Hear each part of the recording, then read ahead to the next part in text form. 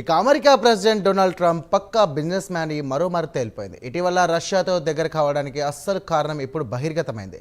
బలవంతంగానైనా ఉక్రెయిన్తో కాల్పుల విరమణకు ఒప్పించాలని చేసిన పన్నాగం కాస్త వికటించింది. అయితే తాజాగా ట్రంప్ రష్యాకు ఎందుకు దగ్గరవుతున్నాడో ఈ ప్రత్యేక కథనంలో మరింత సమాచారాన్ని తెలుసుకుందాం.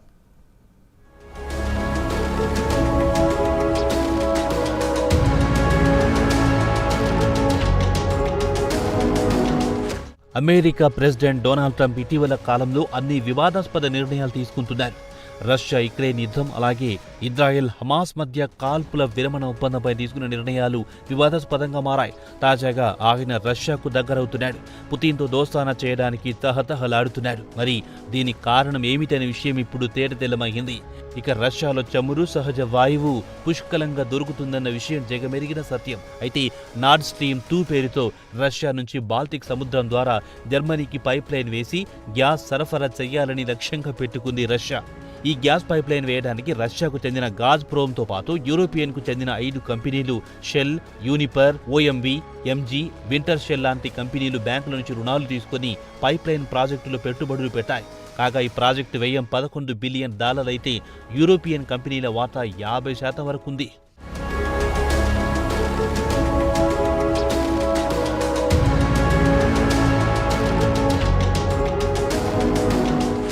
నార్డ్ స్ట్రీమ్ 2 పైప్ లైన్ నిర్మాణం పూర్తయింది. కానీ గ్యాస్ సరఫరా చేయడానికి వీల్లేకుండా పోయింది.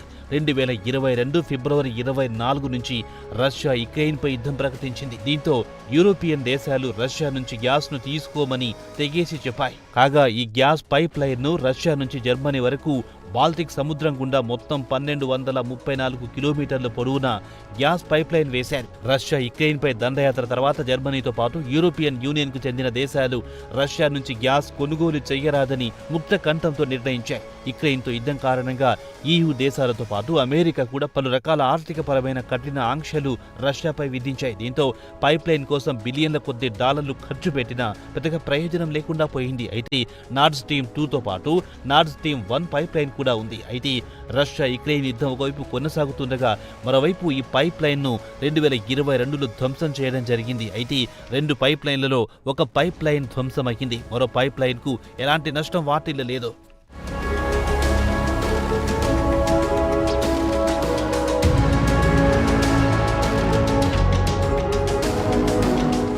ఇక పుతిన్కు అత్యంత సన్నిహితుడు, తూర్పు జర్మనీలో గూఢచారిగా పనిచేసిన మాథియాస్ వార్నింగ్ ఈ గ్యాస్ పైప్ లైన్ను పునరుద్ధరించాలని తెరచారు తతంగా నడుపుతున్నాడు. దీనికి అతడు అమెరికా ఇన్వెస్టర్లకు గాలం వేస్తున్నాడు. కాగా మాథియాస్ వార్నింగ్ విషయానికి వస్తే నార్డ్ స్ట్రీమ్ 2 మాతృ సంస్థ సహజ వాయువు కంపెనీ దిగ్గజం గాజ్ప్రోమ్ చీఫ్గా వ్యవహరిస్తున్నాడు. ఇక మాథియం వార్నింగ్ ఐడియా విషయానికి వస్తే ఈ డీల్లో అమెరికా ప్రెసిడెంట్ డొనాల్డ్ ట్రంప్తో పాటు అమెరికాకు చెందిన అతిపెద్ద వ్యాపారవేత్తలతో మంతనాలు జరపాలనుకుంటున్నాడు. పైప్ లైన్ పునరుద్ధరణ అయితే ఇరు దేశాల మధ్య ఆర్థికపరమైన సంబంధాలు మరింత బలపడతాయి. అమెరికాకు చెందిన ఇన్వెస్టర్లను కూడా ఈ డీల్లో తేవాలని రష్యా గూఢచారి ప్లాన్ చేస్తున్నాడన్న టాక్ వాషింగ్టన్ అధికారులు కూడా ధృవీకరిస్తున్నారు. ఇక అసలు విషయానికి వస్తే ట్రంప్తో మచ్చిక చేసుకుని రష్యాపై ఆర్థికపరమైన ఆంక్షలు ఎత్తివేయించడానికి తెరచాటు రాజకీయాలు జరుగుతున్నట్టు చెబుతున్నారు. అందుకే ట్రంప్ పుతిన్ను తాను త్వరలోనే సౌదీ అరేబియాలో కలవబోతున్నట్టు చెప్పారు.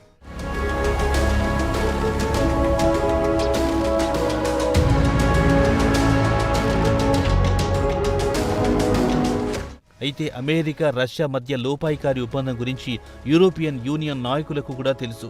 నార్డ్ స్ట్రీమ్ 2కు చెందిన పైప్ లైన్లలో ఓ పైప్ లైన్ను సెప్టెంబర్ 2022లో పేల్చేశారు. అయితే నార్డ్ స్ట్రీమ్ 2 పైప్ లైన్ మాత్రం చెక్కు చెదరలేదు. కాగా ఈ పైప్ లైన్ ద్వారా సంవత్సరానికి 27.5 బిలియన్ క్యూబిక్ మీటర్ల సహజ వాయువు సరఫరా చేసే అవకాశం ఉంది. అయితే డ్యామేజ్ కాని పైప్ లైన్ను ఇప్పటి వరకు వినియోగించలేదు. రష్యాకు చెందిన ఈ పైప్ లైన్ను అమెరికాకు అప్పగించి ఈ గ్యాస్ పైప్ లైన్ ద్వారా యూరోప్కు సహజ వాయువు విక్రయించాలనుకుంటోంది అమెరికా. ఇక EU దేశాలు రష్యా నుంచి సహజ వాయువు కొనుగోలు చేసే ఇబ్బంది తప్పుతుంది. అయితే రష్యా గ్యాస్ విక్రయించుకుందామనుకుంటే అమెరికాతో పాటు యూరోపియన్ యూనియన్ దేశాలు రష్యాపై కఠిన ఆంక్షలు విధించాయి.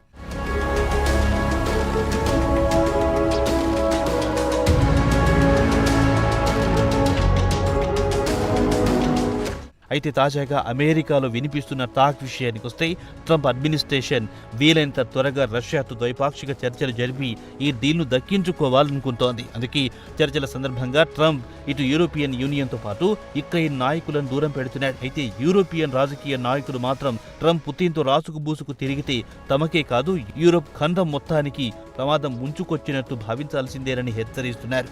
ఒకవేళ ఉక్రెయిన్లో శాంతి ఒప్పందం కుదిరితే రష్యా అమెరికా మధ్య ఆర్థికపరమైన సంబంధాలు మరింత పటిష్టమవుతాయని చెప్పాడు ట్రంప్. ఇక పుతిన్ కూడా అమెరికాతో ఆర్థికపరమైన సంబంధాలు కుదిరితే ఇరు దేశాలు లాభపడుతాయన్నారు. నార్డ్ స్ట్రీమ్ 2 ఒప్పందం ద్వారా అమెరికానే లబ్ధి పొందవచ్చని కూడా ఆఫర్ ఇచ్చాడు.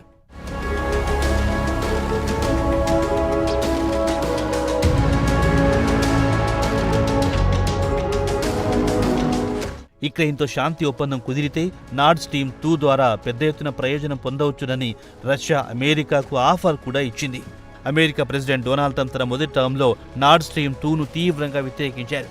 ఈ గ్యాస్ పైప్ లైన్ ద్వారా జర్మనీ పూర్తిగా రష్యా గ్యాస్ పైప్ లైన్పై ఆధారపడాల్సి వస్తుందని, యూరోపియన్ యూనియన్లో మాస్కో పెత్తనం పెరిగిపోతోందని అభ్యంతరం వ్యక్తం చేశారు. నార్డ్ స్ట్రీమ్ 2ను తీవ్రంగా వ్యతిరేకించారు. ఈ పైప్ లైన్ ద్వారా గ్యాస్ కోసం యూరోప్ పూర్తిగా రష్యాపై ఆధారపడాల్సి వస్తుందని పలుమార్లు బహిరంగంగా చెప్పి, అయితే ప్రస్తుతం పరిస్థితులు పూర్తిగా మారిపోయాయి. అయితే ట్రంప్ టీం మాత్రం నార్డ్ స్ట్రీమ్ 2ను అడ్డు పెట్టుకుని రష్యాతో బేరసారాలు ఆడుకోవచ్చునని భావిస్తోంది.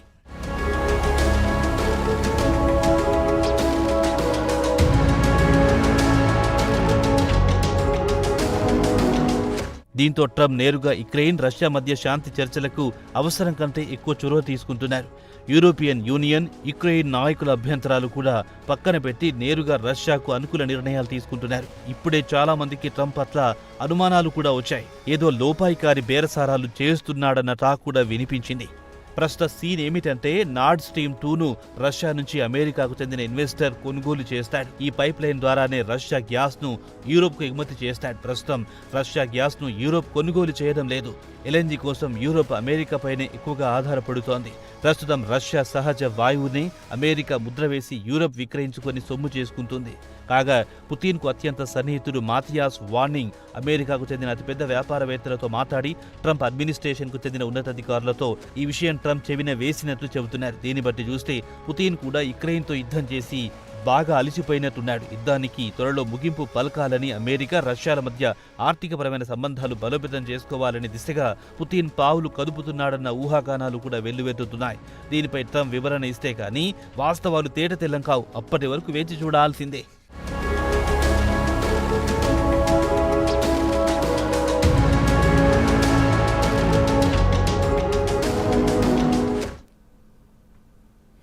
ఇక అమెరికా ప్రెసిడెంట్ డొనాల్డ్ ట్రంప్కు ఉక్రెయిన్ ప్రెసిడెంట్కు జెలెన్స్కీకి మధ్య వైట్ హౌస్లో మాటల యుద్ధం యావత్ ప్రపంచం ప్రత్యక్షంగా చూసింది. వైట్ హౌస్లో ట్రంప్తో పాటు ఆయన డిప్యూటీ జేడీ వ్యాక్సిన్కు గట్టిగా ఇచ్చాడు జెలెన్స్కీ. ఇక దీనికి ట్రంప్ ప్రతీకారం తీర్చుకోవాలనుకుంటున్నాడట. వెంటనే ఉక్రెయిన్తో ఎన్నికలు జరిపించి జెలెన్స్కీని ఓడించాలని ప్రయత్నాలు మొదలు పెడుతున్నాడన్న టాక్ కీవ్లో బలంగా వినిపిస్తోంది. ఇక వివరాలు ఈ ప్రత్యేక కథనంలో తెలుసుకుందాం.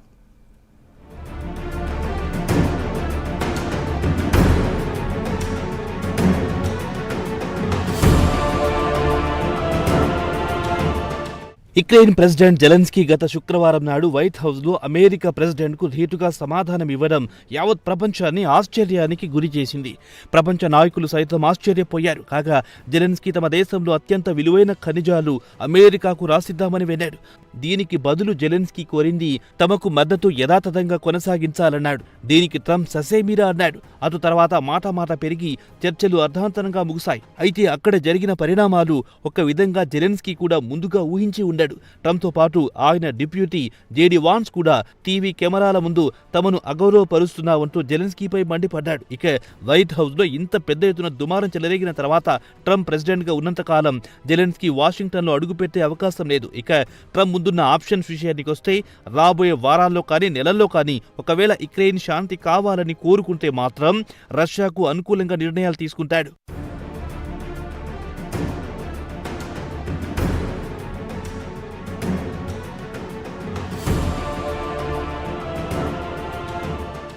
అయితే వైట్ హౌస్లో చర్చలు జరగడానికి ముందే ట్రంప్ అడ్మినిస్ట్రేషన్ జెలెన్స్కీని వెంటనే దేశంలో ఎన్నికలు జరిపించాలని ఒత్తిడి పెంచాయి. ట్రంప్ ప్రధాన ఉద్దేశం జెలెన్స్కీని ప్రెసిడెంట్ పదవి నుంచి తప్పించడమే. ఒకవేళ ప్రస్తుత పరిస్థితుల్లో యుక్రెయిన్ జెలెన్స్కీని తప్పిస్తే దేశానికి ప్రమాద ఘంటికలు మోగినట్టేనని చెబుతున్నారు యుక్రెయిన్ రాజకీయ విశ్లేషకులు. కాగా ట్రంప్ జెలెన్స్కీ అప్రూవల్ రేటింగ్ 4% మాత్రమే అని కావాలని అవమానపరుస్తున్నాడు. అక్కడ రాజకీయ విశ్లేషకుల ప్రకారం చూస్తే రష్యాలో యుక్రెయిన్ యుద్ధం ప్రకటించడానికి ముందు జెలెన్స్కీ అప్రూవల్ రేటింగ్ అతి తక్కువ, కేవలం 28% మాత్రమే ఉండేది. ఆయన పార్టీ రేటింగ్ కేవలం 11% మాత్రమే. ఇప్పుడైతే రష్యా యుక్రెయిన్పై పూర్తి స్థాయి యుద్ధం ప్రకటించిందో ఆయన పాపులారిటీ అకస్మాత్తుగా పెరిగిపోయింది. అయితే గత 2 సంవత్సరాల నుంచి ఆయన అప్రూవల్ రేటింగ్ మాత్రం క్రమంగా తగ్గుముఖం పడుతూ వస్తోందని తాజా పోల్ సర్వేలు సూచిస్తున్నాయి. జెలెన్స్కీపై ప్రజల్లో నమ్మకం ఏప్రిల్ 2024లో 54% ఉంటే అది ఈ ఏడాది జనవరి నాటికి 49%కి దిగొచ్చింది.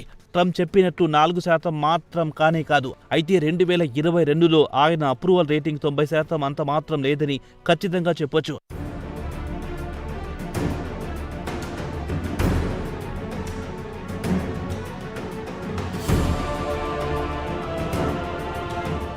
అయితే జెలెన్స్కీ ప్రజాదరణ తగ్గడానికి పలు కారణాలు చెబుతున్నారు. ఆయన పాలనలో అడ్డు లేకుండా అవినీతి పెరిగిపోయిందన్న టాక్ వినిపిస్తోంది. అలాగే సంవత్సరాల తరబడి కొనసాగుతున్న యుద్ధంతో ప్రజలు కూడా విసిగిపోయారు. ఇక యుక్రెయిన్ ఎన్నికల్లో జెలెన్స్కీ ఓడిపోతే మాత్రం ఆయనను ప్రతిపక్ష పార్టీలు పలు అవినీతి కేసుల్లో జైల్లో వేసే అవకాశాలు కూడా కొట్టిపారేయలేం. ఇక్కడ మరో అంశం కూడా చెబుతున్నారు. ఒకవేళ తక్షణమే ఎన్నికలు జరిపితే జెలెన్స్కీ మాత్రం ఖచ్చితంగా ఓడిపోతాడని అంటున్నారు. ఇక జెలెన్స్కీకి పోటీగా ఎవరు అనే విషయానికి వస్తే 4 స్టార్ జనరల్ వలేరీ జలూజ్నీ పేరు బలంగా వినిపిస్తోంది. ఆయన ఫిబ్రవరి 2024 వరకు కమాండర్ ఇన్ చీఫ్ గా యుక్రెయిన్ మిలిటరీకి పనిచేశారు. ఒకవేళ తక్షణమే ఎన్నికలు జరిపితే ఆయన తేలికగానే జెలెన్స్కీని ఓడిస్తారని చెబుతున్నారు. ఈ ఏడాది జనవరిలో నిర్వహించిన పోల్లో ఆయనకు 72% ప్రజలు మద్దతు పలికారు.